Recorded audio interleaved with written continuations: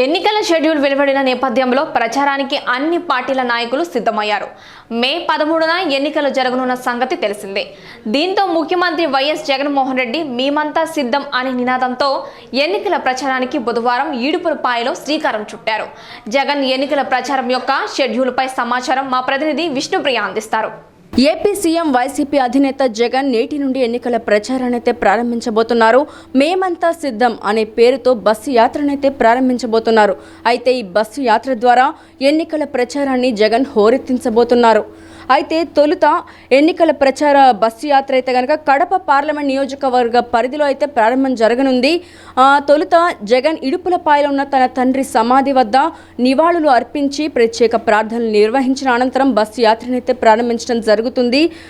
అయితే ఇడుపులపాయ నుండి ఇచ్చాపురం వరకు మొత్తం 21 రోజుల పాటు బస్సు యాత్ర అయితే కొనసాగనుంది.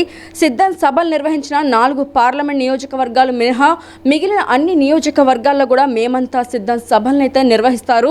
అండ్ దీనికి సంబంధించి ఈరోజు జగన్ షెడ్యూల్ కనుక మనం చూసుకున్నట్లయితే గనక ఉదయం తాడేపల్లిలోని నివాసం నుండి బయలుదేరి మధ్యాహ్నం 1 గంటకు ఇడుపులపాయ చేరుకున్న జగన్ వైఎస్ఆర్ ఘాట్ వద్ద నివాళి అర్పిస్తారు.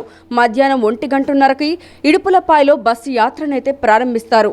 ఇడుపులపాయ నుండి కుమారునిపల్లి, వేంపల్లి, సర్వరాజుపేట, వీరపు నాయనిపల్లి, గంగిరెడ్డిపల్లి, ఊరుటూరు, ఎర్రగంట్ల, పోట్లదుర్తి మీదుగా యాత్ర ప్రొద్దుటూరికి చేరుకుంటుంది. సాయంత్రం 4:30 గంటలకు ప్రొద్దుటూరు బైపాస్ రోడ్డు సమీపంలో బహిరంగ సభను నిర్వహించిన అనంతరం సున్నపురాళ్లపల్లి, దువ్వూరు, జిల్లెల, నాగలపాడు, బోధనం, రాంపల్లె క్రాస్, చాగలమర్రి మీదుగా నంద్యాల జిల్లా ఆళ్లగడ్డకు చేరుకుంటారు.